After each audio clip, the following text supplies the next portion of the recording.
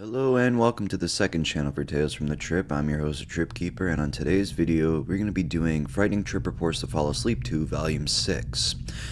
Hard to believe that I haven't done one in about 10 days. I mean, I was going ham on these motherfuckers, but we had the obscure horror trip reports. I know you guys like that.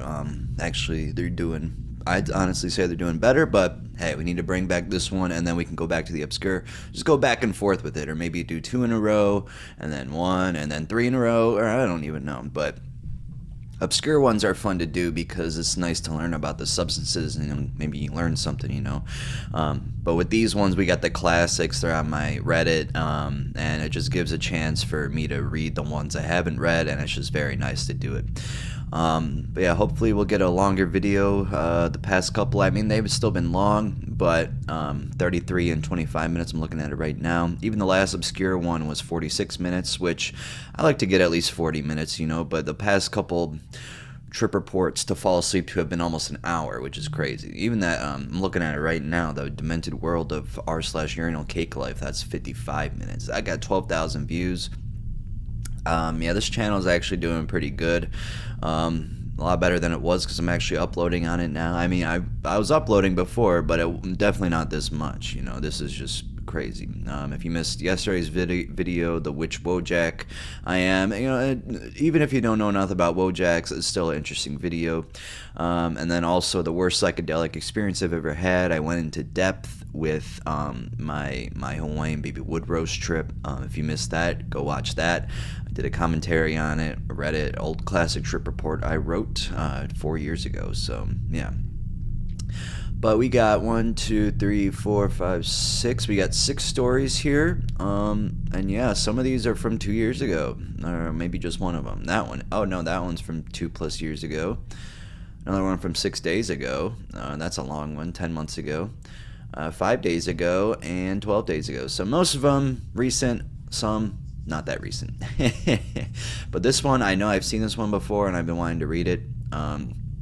So now that I can, it's a mix of substances. Those are the ones that are harder to read on the main channel, because it's like, do you want to do a mix of substances in the title, like, oh, this one's got Adderall, kratom, and weed? Like, how do you even title that? But you can do it other ways. It's harder to, people don't want to click on it if it doesn't say which one specific substances it is. Because even when I did a video that was just drug-induced psychosis, it didn't say which drug, it was just drug psychosis, that did not get as much as a normal psychosis video gets. So yeah, you just gotta, you gotta make sure it has the right substance on there, only one, unless one is just overpowering, where you can put it like the absolute horror of Adderall or whatever. But yeah, so speaking of Adderall, kratom, and weed, that's what this story is about. This one's by Buna. Yeah, this one is from 2 years ago, which is pretty crazy. We had this subreddit for a very long time. Yeah, I'm still getting messages asking me where to submit. Can I email you? Can I send you through a DM? Only on my subreddit. That's the only place you can submit it. Now, you can send me stuff, but it's not going to go on the channel. That's just what's going to happen. I mean, it's just nothing against anyone. That's just how I want it to be. And if you want your chance to be on this, you just submit it to the Reddit community. That's all you got to do. That's all you got to do. We also got my Miller High Life here. Yeah, I don't think I had one yesterday or the day before, so hey, this will feel good. Oh yeah, it tastes like straight up amazingness. Love that logo. Alright, losing my sanity on Adderall, kratom, and weed. The worst drug combo I've ever done contained Adderall, kratom, and weed. This was a little over 2 years ago. So basically that first sentence is everything I've said in the past 2 minutes. I will note the amounts of each, and being arrogant contributed greatly to my demise in this trip. I took the Adderall earlier in the day, 80 milligrams after being offered it by my best friend Brad. We had an amazing time walking around and talking. The euphoria was insane. I love that any action on Adderall feels like the warmest hug. It made it easier to connect with each other and really appreciate those you call friends. Yeah, 80 milligrams is quite a bit. You'll probably definitely feel like that, but not a very safe amount. But hey, survive, go for it. After some time, we part ways and he takes me home, and I'm still stimmed up. I remember Bread telling me Kratom and Addy go together, so when I got home, I downed some amount of Kratom, 3 grams, I believe.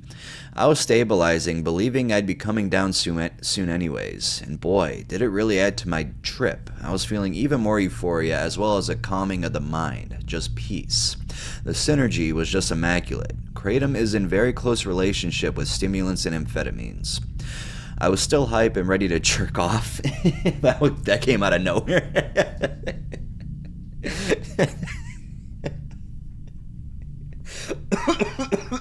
I was not ready for that. Not ready for that, dude. All right. I was still hype and ready to jerk off, but my brother, who basically coerced me into smoking weed and playing Halo at night, basically coerced me into playing Halo and smoking weed with him. Okay. I was feeling very confident, so I smoked a little weed with my brother. I didn't even take more than a few puffs of the joint, which I notoriously have bad experiences from. I believe I'd taken much more THC than intended when I smoked joints, and ended up having a panic attack. Which is why I was so reluctant to play Halo with my brother, who coerced me into playing Halo and smoking with him. Okay. No offense to this person or anything, but it was like 3 times you said you basically coerced me into smoking weed and playing Halo with him. Is this just like an inside joke we got going on here? Jerking off, talking about smoking weed and playing Halo 3 different times. This is so far a very interesting story. And this is where the nightmare begins. We were playing Halo 3 MCC at the time, and I walked into the bathroom and noticed everything was slightly tinted red. It was concerning, but I was still feeling great, so I took more. I sat down to play Halo, and for the first 10 minutes, everything seemed normal, until my vision suddenly began to turn uglier, darker, like someone turned up the contrast and deep fried. Literally deep fried like the fucking meme. There's actually a Halo CE YouTube video that looks exactly what I was seeing. Things were moving in a very grotesque way, as if it were nightmare psychedelic.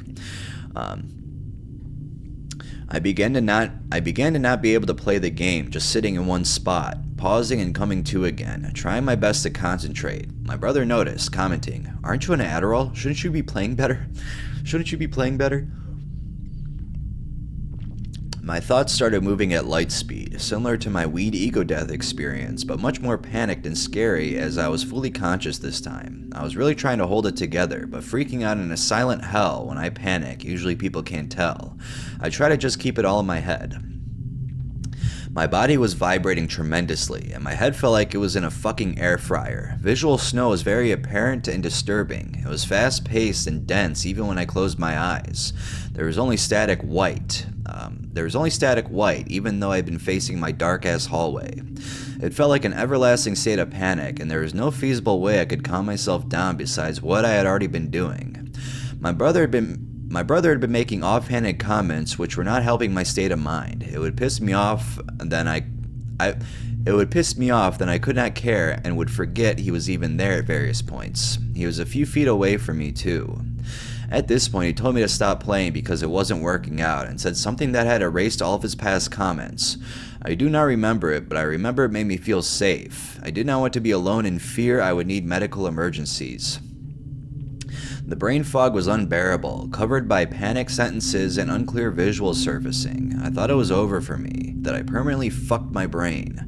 I thought, I really fucked up this time. I've thought this on DXM, but it was not a good thing. Oh, but it was a good thing. I was thinking I'd either have a seizure, stroke, or heart attack. Thankfully, that didn't happen. Over the course of an hour when the weed peaked, I was experiencing very strange visuals and a constant loud buzzing sound. I could not stop analyzing my perception. Like in the rightmost field of my vision, there were these 4 orbs that were reflecting the world around them. Vibrating rapidly and contorting, they sort of appeared like a 4D object. I thought it was cool for a second, but the absurdity proved too much in my state of panic. And Ozzy's using the bathroom again. He's peeing. Shouty. Noises were so loud I could feel them around my body, and cars passing by were scaring the shit out of me. I was as jumpy as a startled cat. I was incredibly uncomfortable and didn't feel safe in my own body, and even though I hadn't been keeping track of the time, this torture felt like a work shift. Basically, after 2-ish hours of the same shit, I felt possibly the worst relief you could have. The racing mind had stopped. Visual snow and visuals in general halted. I believe the weed had finally stopped. My brain felt like mush. I could hardly think. Everything felt dull, but thank God anything was better than the previous hours. I told my brother that it was over and that I was going to try and sleep, but I was still high. I tried watching YouTube, but there was absolutely no interest in watching anything. I tried browsing the web, and nothing sounded better than trying to fall asleep. I managed to fall asleep in an hour or two. I woke up with the foggiest head, weird perception, and tiredness, but it went away after that day. Horrible combo, not for me. I smoked too much weed. I don't even like kratom and weed together. I do not regret the experience, and I will make sure that this never happens again. Be careful combining drugs, guys. Some of you can do this combo fine, but I'm not one of those people. I myself would just stick to Addy and kratom, ditching the weed. Yeah, I guess smoking weed with that could really affect it, because how many grams of kratom a day? 3 grams? I mean, since you don't do a lot, I guess that might be something, but I don't think 3 grams of kratom is not very much for anyone, really. So, yeah. Alright, my recording stopped for some reason, but luckily it only cut off like 10 seconds, so, yeah. Alright, let's go on to the next story. Ozzy's losing his mind, like this guy. I closed the door on him to stay in my room, but he just opened it, so if he has a zoom... If you hear his zoomies behind me, don't get distracted by it. It is very annoying to me though right now. Ozzy, please. Shh. Daddy is recording. He always does this right when I start recording. Like, he never does it when I'm like laying down doing nothing. Like, he's just doing it every time I record something. It's like, Ozzy, this is not a good time to do it. Just wait till after I'm done, okay? Then you can have your zoomies, you smoke your crack, whatever you want. Alright, this next one is the spicy cocaine from hell. Cocaine cut with meth. Not too many cocaine stories on my channel. That's what we're going to change here today. We're going to be reading a cocaine story. This happened to me last Saturday night when I went on a small 2-day stimulant bender. This story is in the end of the first day and beginning a second day, which was the most eventful part of it. I'm a 15-year-old male from the US for reference. Well, that's already a bad start. 15 years old? Yeah. No, cocaine with meth, or cocaine cut with meth. Oh boy. To set up this story, I need to give some background. One of my friends had tried to sell me some fish scale, high-grade cocaine from a different guy than normal. I said no though, as 1, I had never tried this guy's stuff, and 2, I was trying to lay off the coke because I was definitely overdoing it at the time and had a mushroom trip that told me basically to stop because it was becoming all I looked forward to and I needed to enjoy life. So anyway, a few days pass and it's Saturday. A few friends come over and one of them wants to throw for coke, so I say fuck it. He was throwing 65 for a .7, so I said fuck it and threw a 20 to get the extra .3 because I had tried this guy's coke before and it's always been fire. I come to learn that night that the fish scale my friend from the other day tried to sell me made him legit trip for days after he came down. I kind of didn't believe it because lace coke that makes you trip for days is unheard of to me. You know, if you guys want to do coke, seriously, just not coke, please. Coke is the most overrated fucking thing on the planet. I hate it so much. There's no reason to do it. It does not do anything for real. And when it does, you get very negative side effects because you get addicted most of the time. It's just a terrible drug to do. And it's not cool. You don't look cool doing it. You're smoking, or you're snorting coke. Like, good for you. Your nostrils are getting fucked up in there. I'm so jealous of you right now. I am so fucking jealous. I wish I had some. Oh my god, yeah. Let me grab some coke, please. Oh my god, you are just making me so coke jealous. I still got my coke because it wasn't the same guy my friend got his fucked coke from, and I wanted a little .3 for the night. I eventually get my blow, and it's in a little free coke vial. I take it out and start breaking it up out on the living room table. It's about 12:30 to 1 a.m., so everyone is asleep. It's my first time doing coke alone, so I poured a few rocks out on the table and started to grind them up and separate a few lines. Breaking this shit up was a challenge, and it broke up hella weird for coke. It also crunched sometimes. I also saw little sparkles in it, but I assumed it was just some fish scale shine. Shine. Okay, this is a wall of text. I did my first line and it kind of burnt more than coke, and I looked further into the rest of the coke later in the night and saw little clear shards. I can only assume it was meth, which one of my friends who's tried meth before confirmed that's what he thought it was too. But before I looked into it, I did the coke for 7 hours straight, and it kept me pretty geeked with a slight Adderall buzz, so I assumed, oh, they put some Addy in it. Alright, I'll do Addy, fuck it. That also explained further the more bitter taste than usual with the slighter coke taste. After doing all my .3, I found out it was the same coke that made my friend trip. My heart legit dropped so hard. My friend had done 1.4 grams though, and you trip on the come down for some reason. And I had only done a .3, so I wasn't as worried about tripping for that long. But right when I learned that it was the same coke was the same time I started coming down and started tripping. It was fucking insane. Like, I kept seeing these shadow people for a second when I turned really fast, and I kept feeling spiders on my feet and seeing them run up my leg, and my legs felt super heavy, but the rest of my body wasn't. I walked into my living room and there was no visuals really, but it just looked so small and fake, like a dollhouse, and I felt like the outside of my house was nothing but a void that wasn't real.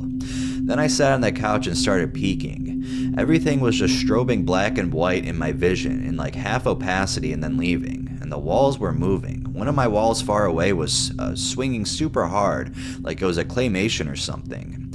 All of these visuals though were on top of a body high that quite frankly felt disturbing, like I had no soul or something. It felt like cold, but I had no emotions, so the visuals were annoying, but I was just feeling nothing from them. But it wasn't a good numb, it was just an absence of emotion.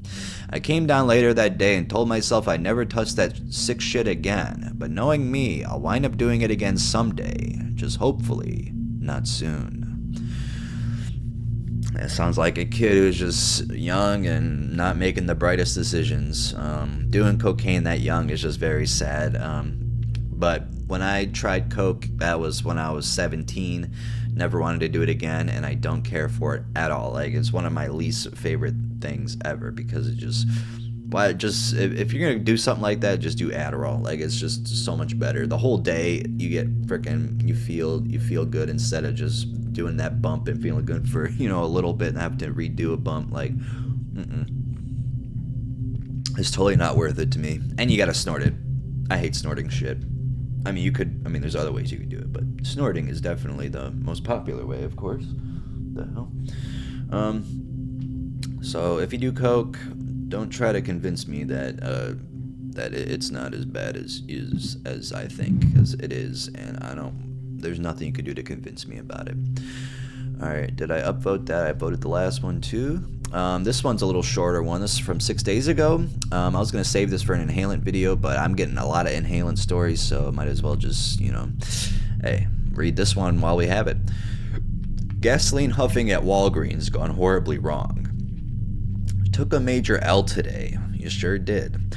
For context, before I start this story, I invented a new mobile huffing device by putting a 3-gallon gasoline canister in a backpack and cutting a hole out of where the nozzle is in the bag.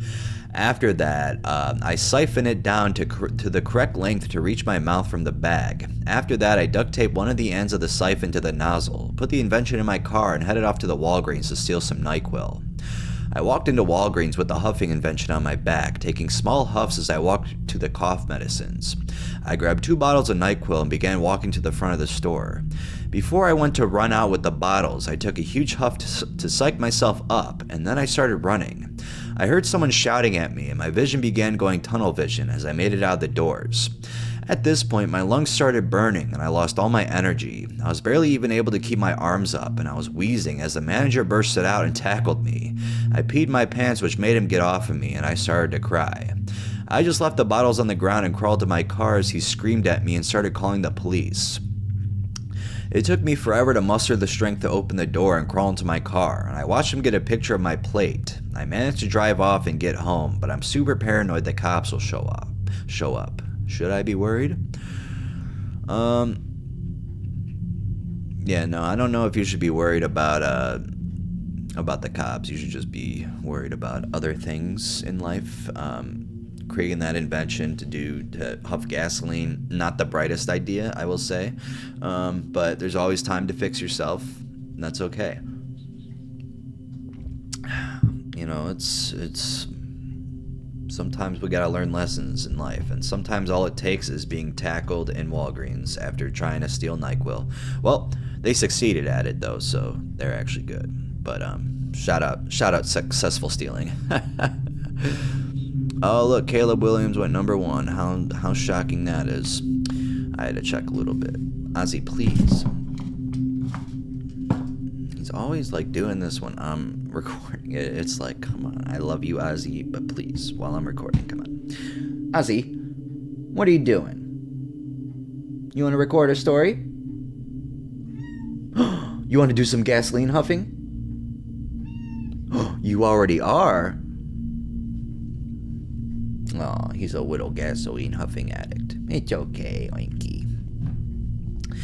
Alright, let me move him. Get down on the ground.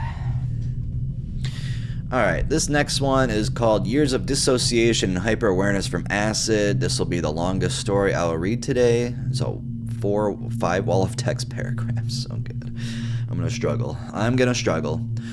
I know that many people have had profoundly positive experiences on LSD, and I'm not attempting to discredit those reports. However, I want to bring to a light a side of this chemical I've experienced that severely damaged my mental state. I could not have begun to imagine how dramatically and negatively this shit would affect me long term, and had I known at the time, I would have ditched the people I was with and gotten new friends. The heart-wrenching fear and disorder that this drug created in me resulted in years of attempting to piece myself back together. My disorganized state creating countless embarrassing and difficult social situations which decimated my pride and forced me to embrace a totally survivalistic mentality and just grind through my daily life. You never know whether or not you are predisposed to having an unorthodox reaction before you drop, and based on that fact, I should have been a lot more careful with what I chose to put in my body. I am now dealing not with memories of the experience, but with memories of the memories, which are so much more manageable and comforting. I've forgotten what being in that mind space felt like, and I'm so grateful that I never have to go back. Weed would start to bring me back there, so I had to stop smoking that as well. These bad experiences led to me halting my drug intake entirely, which I think was definitely a good thing. I have that to thank acid for, but I wish I would have gotten to that point any other way. Alright, so far in this story, I'd like to shout out your grammar and sentence building. I think it's very perfect. The only problem with this is just the long wall of text paragraphs. Like that was just one whole one. I mean, that one wasn't too long compared to the ones we're going to read here, but everything, is very nicely written. There's no spelling mistakes. There's some good choice words like unorthodox, survivalistic. Like, I like that. And it's not too intense to the point where like, oh, I'm smarter than you. I'm looking up these big words. I'm going to use it instead of normal words. Like, these are actual words that, maybe like it is more of a conversational type of dictionary. This is just what is more normal to say, because when people just talk about like words that no one ever uses, like, dude, you're just trying to like trying to make yourself seem smarter than you actually are by using these big words, and it's just not working because we all know what you're trying to do. But this guy, perfect. This guy is actually probably smart because he's not using the big ones. He's using semi-big ones that would sound nice in conversation, and I think that's smarter than using words that you don't even know what the fuck they mean. Now maybe they do, but to me, I think a lot of people who do psychedelics, they tend to do that shit. And I think once people do acid or shrooms, they tend to think they like unlock this sort of knowledge about life that no one else knows, when in reality you're just trying to project how much you don't know into other people, because you know what I'm trying to say. Like, you're just trying to project your not unknowingness of the world from before, because now you know, and you know a little bit, you know what's going on, so you want to project that onto people who don't know. So to make it seem like that, you want to seem a lot smarter, when in reality you're just like maybe 1 or 0.5% higher. That's about it.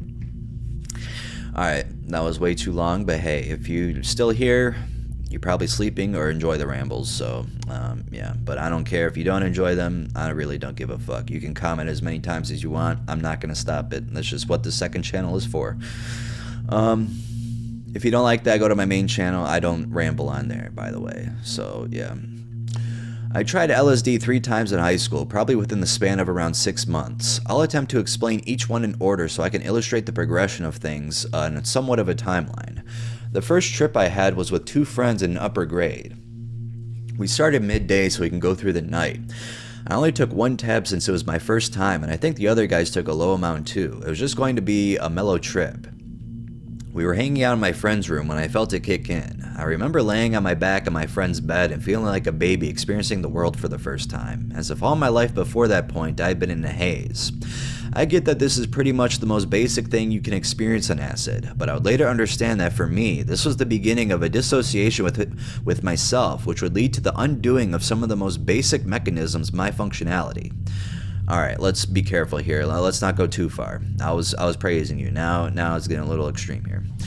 I remember being disgusted at the feeling of my body and the drugs as well, especially during the come down, but throughout the whole trip. I could feel my internal organs, my heart pumping, my veins pulsating, food running through my intestines, all of my fluids flowing through me.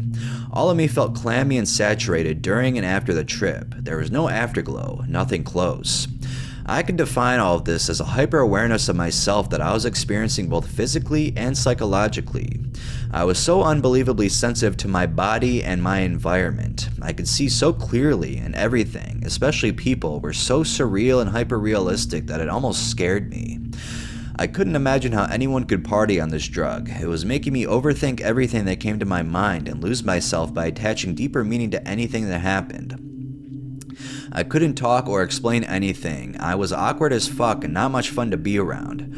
Also, on a somewhat unrelated note, this experience brought out deeply ingrained fears I apparently have of sex and sexual violence being inflicted on me. There was a point where we all 3 went out to the back of my friend's van to smoke weed, and I was convinced that they had lured me out there so that they could rep me. You know what that word is. I'm not going to say it. I was thinking that conversation we were having was a front, and I was getting ready to kill these motherfuckers once they dropped the act and try to attack me. Later on, we ended up watching the Pink Floyd Live at Pompeii documentary as one does on acid, and the whole time I was getting the idea that Roger and David were gay with each other and that the whole band was gay. I was thinking how gross it was that all the members of Pink Floyd and their roadies were having orgies with each other, and then I got the idea that they were coming on to me through the TV. Not sure what all that means for me. I have nothing against gay people, but sex has always felt gross to me, and I've avoided it throughout my life, so maybe this was just a dramatic flare-up of those feelings.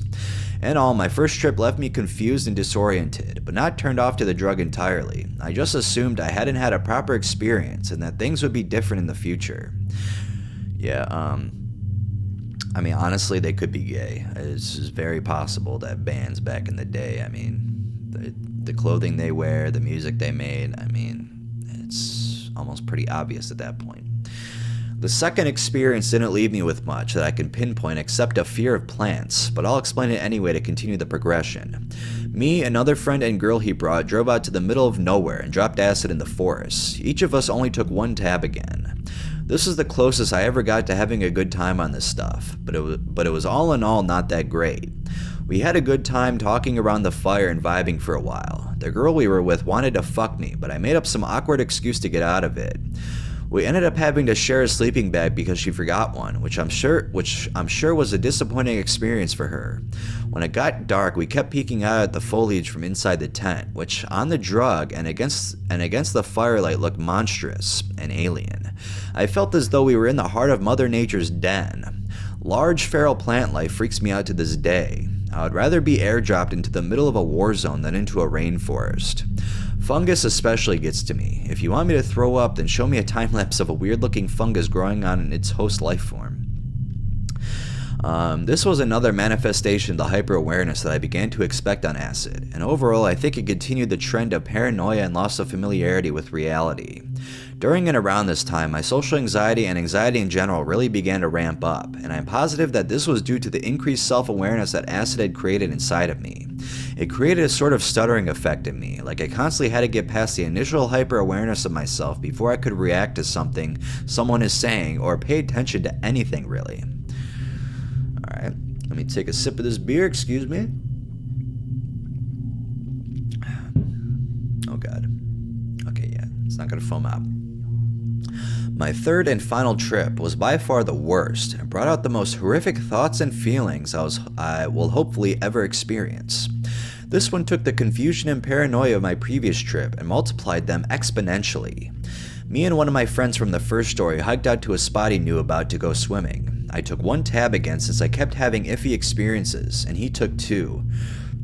By the way, I'm not sure how powerful any of the tabs I took were, but I know they were nothing crazy because the people around me who took them were always having pleasant trips. When we got to the destination, I remember laying on the side of the water and watching as the sky began to morph into purplish waves of frequency. Before long, we started to walk back to the car, and that's when things really started to go downhill. I lost the ability to talk and started to hone in on the very disturbing ideas about the nature of the universe. I suddenly believed that I was trapped in a loop of birth and death, that I had always existed, and that acid was waking me up to this fact. I was stuttering in fear, trying to explain myself to my friend on the way home, which I think for him was the last straw with me since I always proved to be an anxious, neurotic mess whenever we would do anything. He dropped me off at my house, and that was the last time we hung out. When I got home, my mind began to elaborate on my terrifying realization and what it meant for me. Eternal imprisonment in life with no rest is the most terrifying thing I can possibly imagine. I started having horrific, stomach-churning thoughts like that the only way to maintain my sanity would be to kill myself in each of my lifetimes the second I remembered that I'm eternal, which would be the moment I realized it on psychedelics. This way I could forever believe the lie that I will eventually die and have rest. I have never understood why anyone would want to be immortal. I live every day hoping this life is the birthing pains of something greater, or that I'll die and cease to exist so that I won't be able to have an opinion. Non-existence is equilibrium. Equilibrium is peace. Other basic skills that had begun to unravel in me after the prior trips just completely fell apart after the third experience as well. I forgot how language worked and what things like irony and sarcasm were. Every social situation I entered into during this time and for a long while afterward was a horrendous mess because I could no longer express myself with words. I would just stutter my way through my sentences, groping for the speech and ideas that were constantly eluding me. It seemed like I was unwittingly disturbing the internal workings of my behavior by constantly recognizing and being confused by them. The hyper-awareness of myself was completely wrecking me. I also came to have complete dissociation with myself. I remember waking up the day after the third experience, looking in the mirror, not knowing what it was that I was looking at. I forgot what being human was. The feeling was sickening and completely overwhelming. Not only did I have no recognizable ties to this abstract organism standing in front of me, but this organism was caught in a vicious wheel of pain and existential dread that I would never be able to escape from. I knew that I was going to do myself, or that if I didn't, life was going to do it for me. I had an acid visual of a line representing my lifeline from birth to death, starting out healthy, fat, and green, but then shriveling and fading from yellow to orange to what looked like a thin red blood vessel, which hurt as it pulsed and represented my current state of being. I felt like it wasn't going to be much longer until that blood vessel popped, severing the timeline and signifying my death. I felt the acid psychosis bearing down on me. It had always had claws around my heart, and it was squeezing and suffocating me as if it wanted me to die, as if it was pushing me into it. Every day became a flood of constant agony and fear. Not long after this, I told my parents that I was going to do myself if I didn't go to the hospital. So they promptly had me get my things, and we went that day. I spent 2 weeks in there contemplating what I had to do to survive, while also contemplating whether or not the fall from the window of the psych ward would be high enough to kill me if I landed on my neck. I can thankfully say that I have been slowly recovering over the course of the last 7 years. I am thankful that I no longer remember most of the horrific things I was thinking about, and that the things I do remember simply remain as information which I have the choice to believe or disbelieve, and not as gut-wrenching experiences that make my blood run cold and feel like they'll stop my heart. I am happy to live in ignorance if I truly have infinite lifetimes, believing that I will die. I no longer feel any desire to search for the answers with psychedelics. My ability to live naturally and intuitively has all but returned to me, and I will never again sacrifice it out of curiosity. lot of long sentences, but yeah, that was a pretty good story. For 7 years, trying to forget it. Yeah, I mean, I guess that would traumatize you. Sounds like the friends. Yeah, I guess you might have been freaking them out. You might have been ruining the vibe, but that doesn't mean they shouldn't hang out with you. I don't know what else was going on there, but yeah, that's just probably not good friends. But hey, I wasn't there. Maybe there was some other things that happened that I don't know about. But yeah, good story nonetheless. I liked it. All right, take another sip. The Scariest Spice Trip of My Life from 5 days ago by Bonnie 69420. Around winter of 2022, my boyfriend at the time decided to buy a THC vape from his friend. He told me, and I got pretty excited because at the time, cannabinoid vapes were hard to come by here. After school one day, we decided to head out into the local village and have a good time. If only I'd stayed home that day.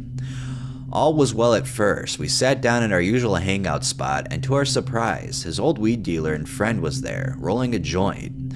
We decided to sit with him and smoke as well as try out the THC vape. Ooh, excuse me. Since my boyfriend was on medication, he took way less than I did.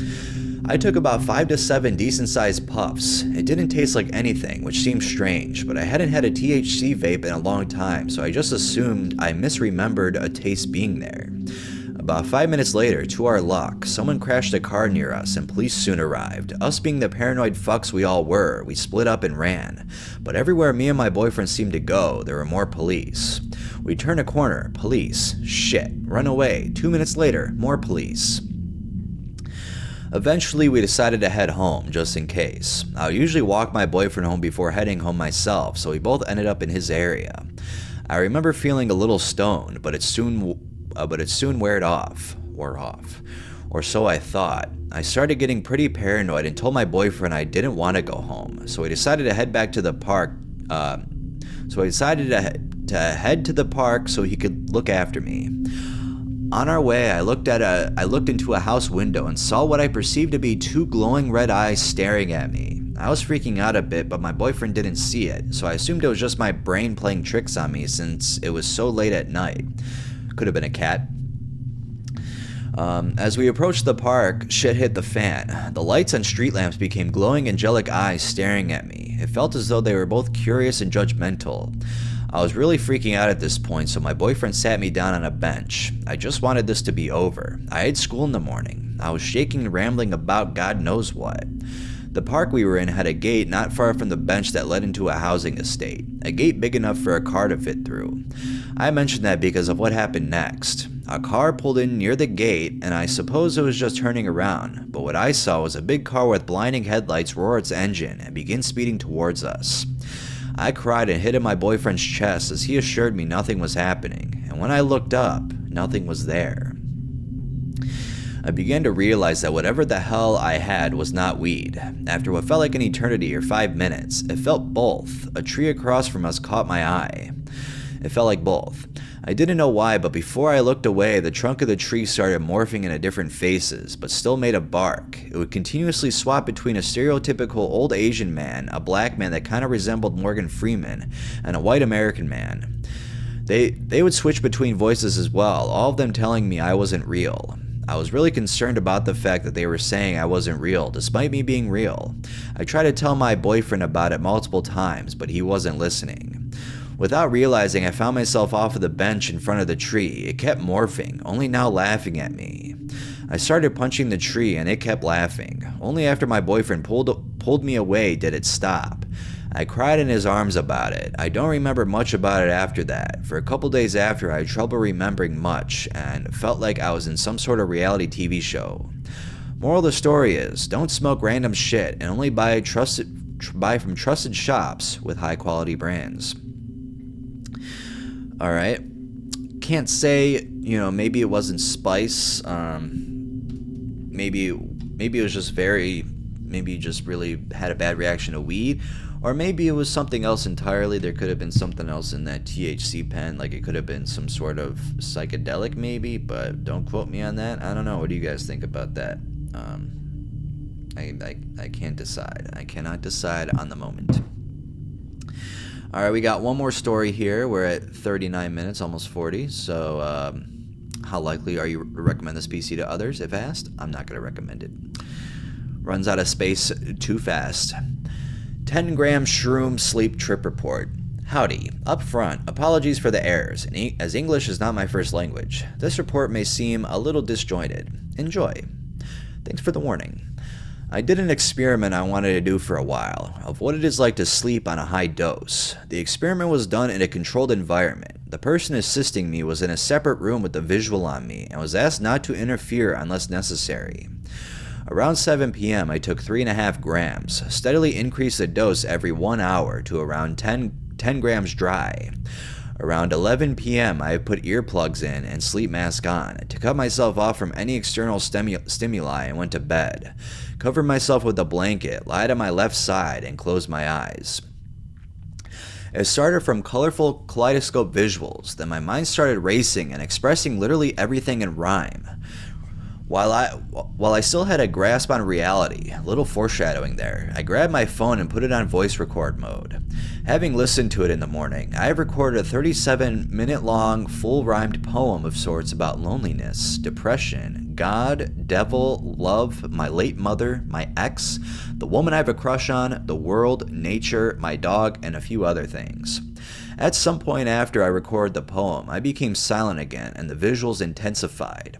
The visuals represented good and evil, or God and the devil. The devil is represented by fleshy, reddish-brown, bat-like wings with bony appendages ending with sharp spikes.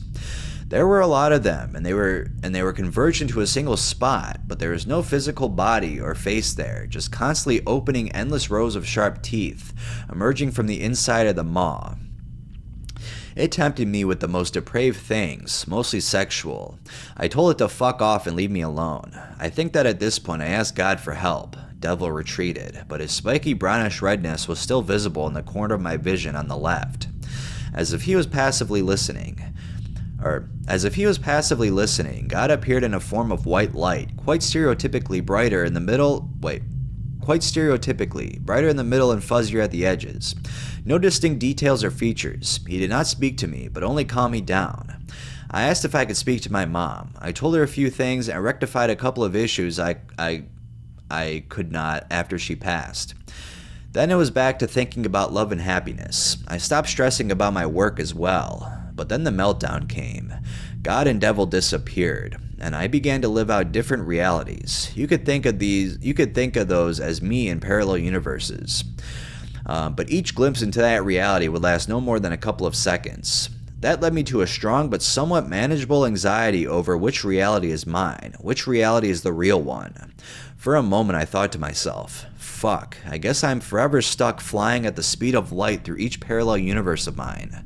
Some of those were good, some of those were bad, and some I have experienced my own death. I know what it feels like to fall out the window and have my neck broken and be resuscitated. What it feels like to be shot. What it feels like to have a happy family. What it feels like to be a millionaire. What it feels like to be a soldier at war. What it feels like to experience things impossible to express with language. Around 2 a.m., I started to get a grip on reality. My vision was still glitchy, and I had zero concept of time. At this point, I have narrowed my understanding to two realities, the dream one and the real one. I knew which one is which and could switch between them at will. The dream one was like this one, but I had a full, almost godlike control over it. I got up, took a piss, had a smoke, and went back to sleep. Slept until 7 a.m.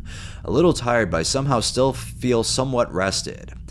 The companion said during the meltdown I gestured a lot and mumbled in what seemed like an unknown language, but otherwise remained in the same position. All in all, a unique experience, momentarily very scary and very beautiful, generally very cathartic. Definitely not something everyone would enjoy. Also, no, I will not upload the poem. I have said a lot of very personal stuff there. Another side note, I have literally zero poetic talent, and I'm not very religious. So that is something to think about. Alright, we are done here with these stories. What'd you guys think of them? Shout out stories. Hey, imagine if we didn't have stories. Wouldn't that be sad? Oh my god, Ozzy. Always dropping things all the time. Yeah, I know, Ozzy. You like to drop stuff. Now you're licking yourself. Dude, he got shaved and he's still licking himself. Like, bruh, We shaved your ass. But yeah, no, that was Frightening Trip Reports to Fall Asleep to Volume 6. Some good stories today. I mean, I always try to find the best stories that I can read for the videos, because why would I read bad stories, you know? But yeah. Tell me in the comment section below which one was your favorite. I definitely have one, but we'll see what you have to say. And yeah, we'll see you next time.